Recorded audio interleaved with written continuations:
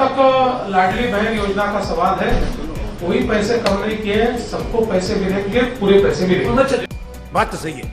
हमारे पे बार बार आरोप हो रहा था कि लाडली बहन योजना बंद कर दोगे। हम लोगों ने बंद की नहीं, चालू रखी है। बंद की तो तकलीफ, नहीं की तो तकलीफ। 1500 का 2100 करेंगे, ये हमारे मुख्यमंत्री जी ने भी बोला है, हमारे मंत्री तटकरे ताई ने भी बोला है। तो आपको थोड़ा हमको समय देना चाहिए। बंद तो नहीं किया है ना। हमारे में तेरे बाप को मत सिखा चल, हमारे में तेरे बाप को मत सिखा चल। यही नहीं, अभी और सुनिए। लाभ मिळत होता, आता मिळत नाहीये। आणि तिसरा स्पेसिफिक प्रश्न, सरकारने सांगितल्याप्रमाणे महायुतीच्या वचननामात असल्याप्रमाणे मंत्री महोदयांनी कृपया आम्हाला सांगावं की लाडक्या बहीण योजनेचे 2100 रुपये आपण देणार की नाही, येस और नो। महाराष्ट्र का 7 लाख करोड़ रुपए से ज्यादा का बजट पेश हुआ, लेकिन महाराष्ट्र में महायुति सरकार की ऐतिहासिक जीत के बाद पहले पूर्ण बजट में मुख्यमंत्री माझी लाडकी बहन योजना के पैसे को नहीं बढ़ाया गया।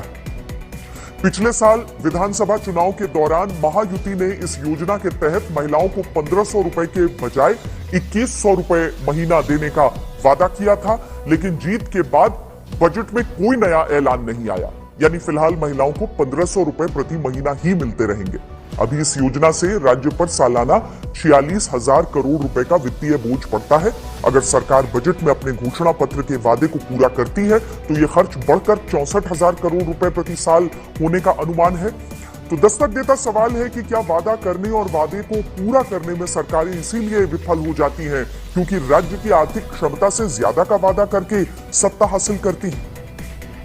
अध्यक्ष महोदय, आपल्या माध्यमातून मला सभागृहाला त्या ठिकाणी नमूद करायचं आहे की ऑक्टोबर 2024 मध्ये ज्या वेळेला आचारसंहितेच्या आधीचा लाभ वितरित करण्यात आला होता त्या लाभार्थ्यांची संख्या 2,33,64,000 सुमारे इतकी होती।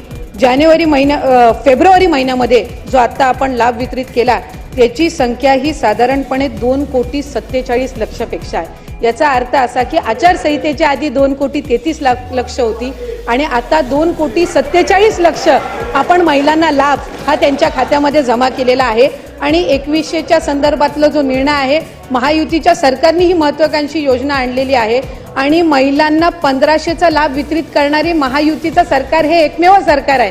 त्याच्यामुळे त्यांच्या आयुष्यामध्ये हा जो आनंद आहे हा अशाच पद्धतीने ही योजना राहणार आहे आणि 2100च्या संदर्भातला योग्य तो निर्णय आमचे मुख्यमंत्री देवेंद्र फडणवीस साहेब आणि दोन्ही उपमुख्यमंत्री योग्य वेळी घेतील।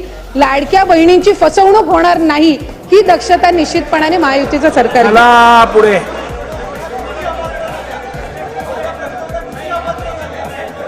चला, सगळं समाधानकारक झालेलं आहे।